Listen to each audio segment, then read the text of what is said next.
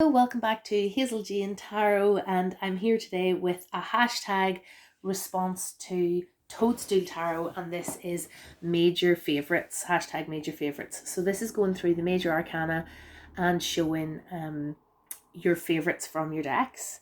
So I find this quite a fun thing to do. I have broken broken my hand. Long story I won't go into here. So I can't shuffle decks or anything at the minute. And this was a fun one. I've spent the morning, watching the other people's VRs to this. I think this started about 4 months ago, this hashtag, so I'm a bit late to the party. But I saw Atypical Tarot had done this recently, and I thought it would be a nice way to spend a morning when I'm not able to do very much with the broken hand. But I went through all of my decks and picked out my favorite major cards from the deck, and then went through and chose which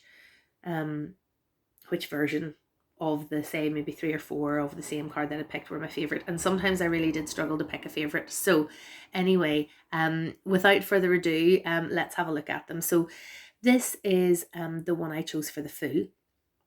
This is from the Numinous Tarot, and one of the things I love about this card is the person is just diving with such abandon into the ocean. And I've made me think about people do that for fun. They jump off cliffs into the sea for fun from sometimes quite scarily high up, and you don't know what's down there, and there could be rocks, or you might have just an exhilarating, exciting experience. And there's the mixture of the clear blue sky and the rainbow and the sunshine, and then the clouds and the stormy water, and there's just a lot going on. A lot going on there. So I really enjoy this this depiction of the fool. Like, I looked at a lot of different, and they're all kind of very similar, the person poised on the cliff edge. But what I loved about this is the person in this card has just really, really gone for it. So that's the Fool from the Numinous Tarot. For the Magician, I find it hard to pick one. I mean, a lot of Magician cards are, again, quite similar to the Rider-Waite-Smith version. So here we have the Magician from the Slow Tarot and from the Gaian Tarot, and you'll see as I go through, a lot of my favourites are from the Gaian Tarot. It was actually quite hard to not just pick the Gaian Tarot major arcana and leave it at that. But so what I love in this one, in the Slow Tarot, is the Magician, has one hand raised to the sky and one hand pointing down to the tools on the table representing the 4 elements, the same as what you get in the Rider-Waite-Smith. We have the red roses and the white robe, and a lot of the elements are similar. We have the Ouroboros in the background, which is kind of in maybe instead of the lemniscate that we have in the Rider-Waite-Smith.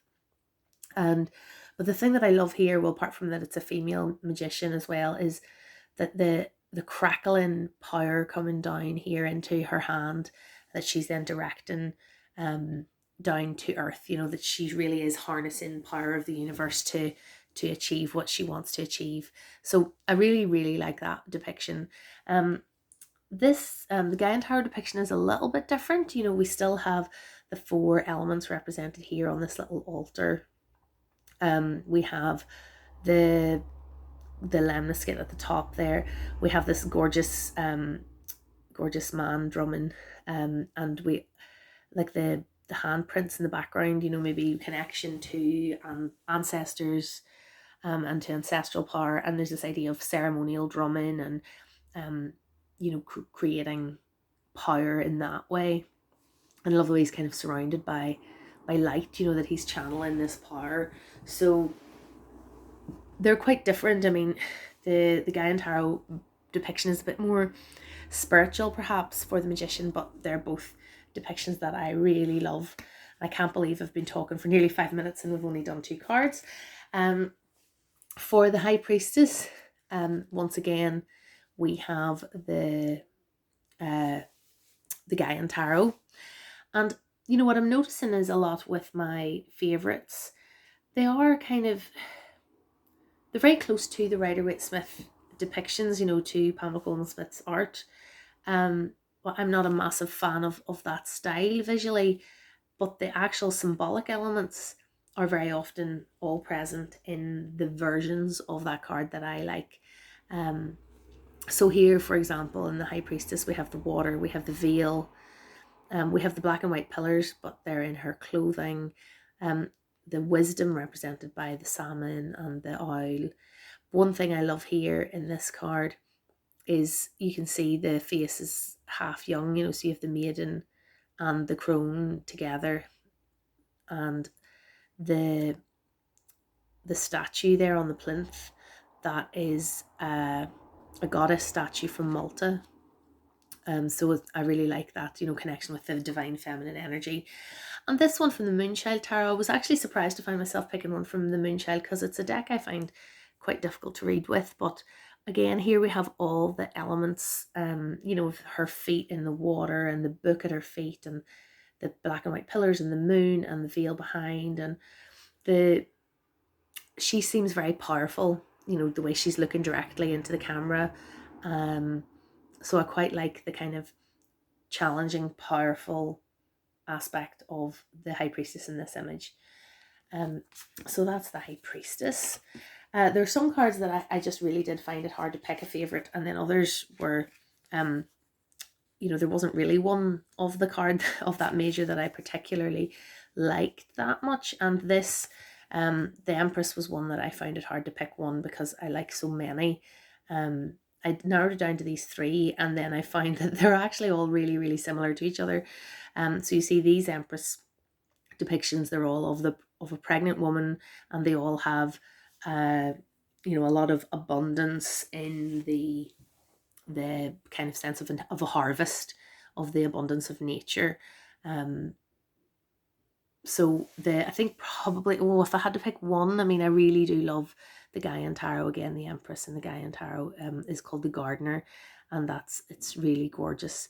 But the use of Demeter as, the goddess from Greek mythology as the Empress here in the Mythic Tarot, I think is perfect. It works really beautifully. I mean, she represents both the harvest, and being the goddess of who is in control of the seasons and so on, but also the motherhood aspect of her story as being the mother of Persephone, and how her grief as a mother, losing her child to the underworld, is what kind of brought about winter and so on. That aspect of the Empress as nurturing mother is really well captured by the goddess Demeter. So I like the Mythic Tarot depiction as well. And then the lady from the Druidcraft, I mean, it's just gorgeous. And you have all these elements from the Rider-Waite, of the water flowing past and the abundance of the harvest, with the cornucopia and the pregnant lady and so on. But it's just aesthetically nicer than the Rider-Waite drawings. But anyway, so that's the Empress. That's one of my favourite cards, so it was hard to pick one for that. For the Emperor, honestly, I struggled to pick an Emperor. I don't have any very strong feelings about the Emperor card. This is from the Slow Tarot, and I went for it in the end because, I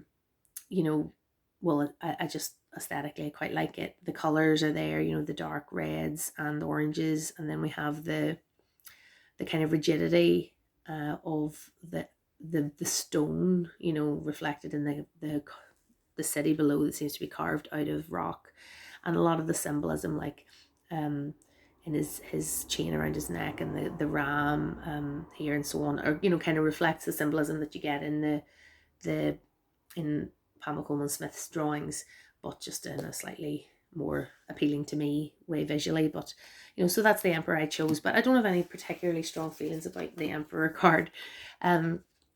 The Hierophant, this was the one that I knew before I even looked at the others that this would be the one I would choose. This is the Holy See from the Spirit Keeper's Tarot by Benabel Wen. And I really have connected to this image of the Hierophant. I did the task of colouring in the major arcana printables from her website, and probably I should have used the one I coloured in as the version that's my favourite, because it was through that process that I really connected with this image, and to the ideas of you know, because the iconography of this, you know, while it is like the papal hand, it also reminds me of lots of different kind of imagery, whether that be, you know, promotional imagery for something in our culture, never mind, you know, just religious, and this idea of choosing your gods, choosing your leaders carefully, you know, and who you follow. It just really came through to me from this card. So this is my favorite version of the Hierophant. For the Lovers, this was tricky again. There's so many beautiful versions of the Lovers. The first one that I really love is this version from the Gaian Tarot, because this couple would remind me of myself and my partner. I mean, they don't look exactly like us, but you know, there are some common elements.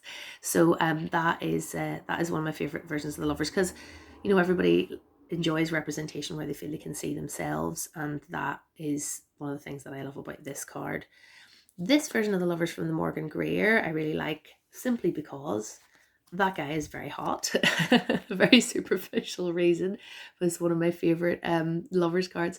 And then this one from the Numinous Tarot, I think, is just a really beautiful version of the Lovers, because um, there are so many different permutations of relationship that can be found within this card. You know, whether that be polyamorous relationships with multiple partners, or whether those are you know, two men, two women, or people of other, you know, of other genders represented here, or, you know, a man and a woman, or even friendships and the connections of friendship and community can be reflected here too. So this Lovers card is just so beautifully inclusive of all loving relationships.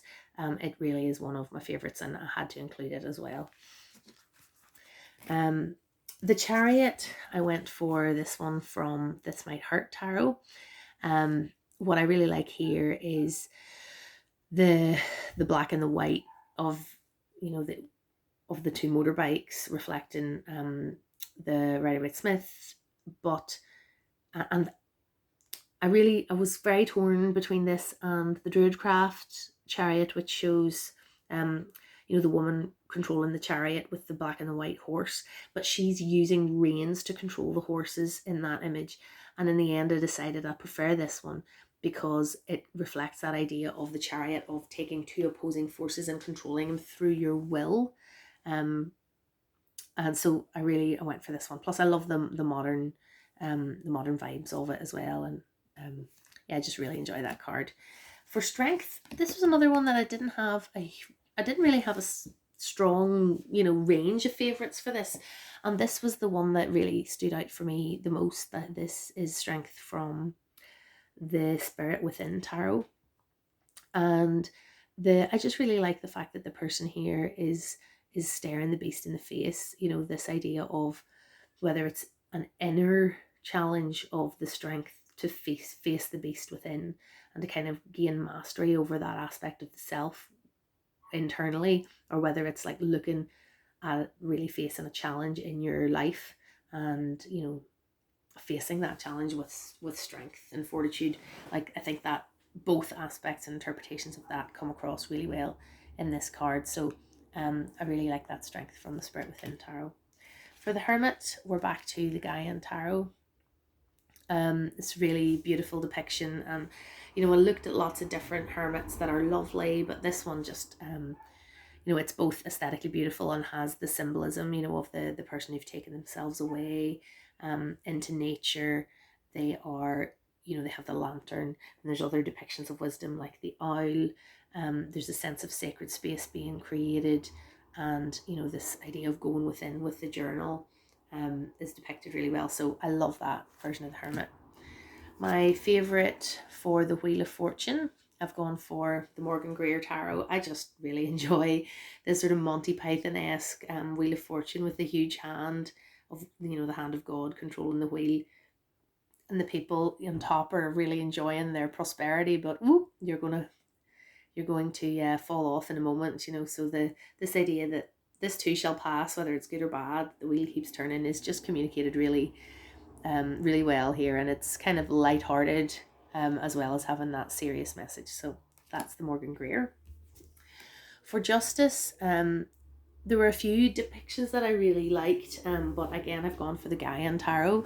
I remember in the book for the Gaian Tarot, Joanna Powell Colbert explains how she felt it was important to have a person of colour depicted in the Justice card, and I've seen that in a few other decks, like the Numinous Tarot also uses a person of colour for the Justice card. There's a lot of different elements to Justice communicated here, like you have this idea of the weighing of the heart, the feather, and the heart being balanced against each other, so the justice and rightness of your actions being considered. That a concept is used sometimes in the Judgment card, but I think it works here well in the Justice card. And the other thing that she's included is all this nature imagery of endangered species, from animals of the air, the earth, and into the water, plants as well as animals, for this idea of justice for the planet and fairness overall, is communicated really well in the Gaian Tarot. For the Hanged One, or the Hanged Man, I've gone for the Gaian Tarot as well. Again, there were a few really nice depictions of the Hanged Man, and again, the ones I really like tend to be, with the legs in the position of the four, and just the sort of traditional depiction. What I like here in this one, which is called the Tree, and it is very explicitly like the tree pose, the yoga tree pose done upside down, and there's the inclusion of the image of a tree. It's the peacefulness of the sky being within her, that she's found that peace within, the stability within, even though you can see the horizon is at an angle.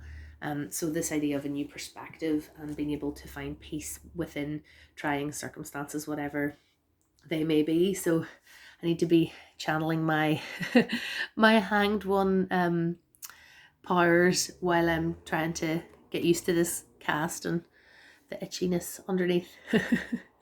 But yes, so that's my favorite version of the Hanged One.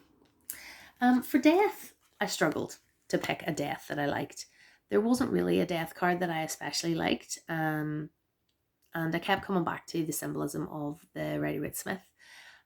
So I decided to just use the card from the Rider-Waite-Smith Centennial Edition, with just the classic symbolic elements here, of the sun rising between the pillars in the distance, and the king has fallen, and that everybody is equal before death, and I also like the river with the boat in the background, and all those different symbolic elements. I think it's just important for me in the understanding of this card. So that's the one I went for. Temperance. I straight away knew that I was going to choose this card. This is Temperance from the Numinous Tarot. It's an absolutely beautiful image. As you can see, the person is the same both ways. The symbolism behind Cedar's depiction of Temperance is considering a person in transition, and this idea of the old identity and the new identity, and finding balance and a sense of self within these two different identities. So while that speaks very explicitly to the trans community, it has certainly spoken to me as well in terms of integrating different aspects of the self. And I think it's just an absolutely aesthetically beautiful image. But I also ended up deciding to include the Rider-Waite-Smith Temperance as well, because it is a card that I feel very connected to and work with quite a lot. And the symbolic elements of this image, with the irises and the 1 foot in water and 1 foot on land, and the path into the distance. And I mean, I'm not going to go over all the elements again, but those were important to me. So I felt I kept coming back to that version as well. Although this is definitely my favorite. My favorite version of the Devil, I went for, again, the Gaian Tarot. This bindweed image includes invasive species of both bird and plant that, when they take over and push out what is natural, to that, native to that place. And I think it's really powerful. The image of the person trapped within the image, you know, it kind of communicates the devil as a psychological experience, and this card from the Numinous Tarot also really effectively does that. And interestingly, they both have been renamed. So we have Bindweed in the Gaian Tarot and the Shadow in the Numinous Tarot. And the Shadow is maybe drawing your attention to, you know, looking within at the hole within yourself, and are you able to untie the knots within yourself that tie you to unhelpful and harmful behaviors or patterns of thought or whatever it might be. So these two are both very powerful psychological depictions of the devil. For the Tower, I went for the Dream Keeper's Tarot, which is there's so many lovely cards from it, but I think this is the only one that I picked in the end. So you can see the tower is being split and hit apart by lightning, but what you're also seeing is a person being split apart by the lightning as well.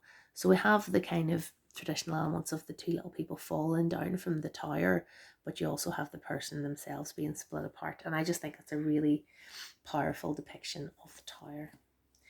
For the star, I went back and forward between two, so I've ended up including both. So the star from here is the Tarot of a Moon Garden, which was my first ever tarot deck, and this card was my favourite card for a very long time, when that was the only deck that I had. So it's really beautiful. I love the colours, and you know, the star and the woman with the two jugs and all it. You know, the traditional symbolism is communicated really nicely, except that in this one from the Druidcraft, we also have the 1 foot on land, 1 foot on water, and 1 jug pouring on the land and 1 jug pouring on the water, which I prefer in terms of the balance of, you know, the earthly and the spiritual, or the, you know, the conscious and subconscious and so on. I think that communicates better from this image, which is also really a beautiful image aesthetically too. So while this one kind of has a great place in my heart, I maybe prefer the symbolism here. But so there are two versions of the star that I really like. The moon, again, I find it very hard to pick one because it's a card that I really connect with. So there were lots of different depictions that I liked, and I ended up pulling out these three. I mean, it is so hard to pick one. The Lightseer's Tarot, I love the sort of going down into the depths of the subconscious that's kind of communicated with that. This one is from the Fountain Tarot, and you know, for these cards, actually these would both have been big influences on my choices to buy those decks, and maybe are my favorite cards within those decks, so it was hard to leave them out. I love the sort of stormy seas and the kind of the more slightly more sinister, maybe is too strong a word, but aspects to the moon communicated here, and the shadow of the wolf and the dog, you know, on the little platforms. And I also love this one from the Gaian Tarot, because looking at the cycles of the moon, and the carvings presented behind and so on, it really ties to ideas of the moon and the menstrual cycle, which I think is an important aspect of that card as well. So yes, these three are my favourites of the moon. The sun was easier. This is my favourite version of the sun. Although if you've got the Lightseer's Tarot, you'll see that it's very similar as well. This is the Gaian Tarot. And I very often have a version of this card, because I have another copy of this deck. I very often have this card on display somewhere on my altar space, because I just want to feel like this woman all the time. And I love her vibrant, coloured clothes and the sunflowers and the size of the sun. And it's just a gorgeous, gorgeous depiction of the sun. And I know a lot of people get tired of the naked baby on a horse depictions in the sun. So I think this is a great alternative to that. This totally joyful woman, just fully embodied, and enjoying her life. So yeah, I love that one. For Judgement, I ended up choosing two, which both have a sort of a similar symbology, really, I guess. I mean, I suppose they're the same card, But this is from the Numinous Tarot. This is Awakening. And then this is from the Lightseers Tarot. And I love how here, you know, we have the spirit rising up, you know, progressing up to a new level of consciousness or a new level of awareness. And we see this here in this journey of the Fool, like this idea that as you get to Judgment, that this person will emerge from the cave and find that they are on the cliff edge again, about to emerge into a whole new world that you didn't even know was there, you know, before. This idea that there's another level of awareness and another level of existence that we don't even know about. And you know, that could speak to life after death, you know, that there's a whole, you know, you thought what was in the cave was all there was, and then as you emerge beyond it, there's a whole level of existence that we weren't previously aware of. But that could, you know, speak to all manner of different transitions and movements into greater awareness that we can go through during life as well. So that's a very powerful version. I think the Anna K Tarot was kind of similar, but I prefer this one because it doesn't have the big angel. It's just the sort of the journey of the soul depicted in that one. So two gorgeous depictions of Judgment. And then finally, we're back to the Gaian Tarot. Again, the world isn't a card that I connect with personally particularly strongly. So when I looked at the different versions I had, this one really was the one that spoke to me. You know, we have the four elements, the four as represented in the corners, and yes, this beautiful picture of Gaia holding and nurturing the world, and I guess that reflects as well that new perspective at the end of the Fool's journey, where you're actually looking down on the whole world and having a more of a broader overall understanding. So those are my hashtag major favorites. That was a very fun way to spend a morning. And if you are doing this tag, or if you've previously done this tag and you'd like me to go and have a look at it, please just let me know in the comments. And if you have any of these decks and love them, or have any great agreement or disagreement with my choices, let's have a chat about it in the comments. Thanks for watching. Bye.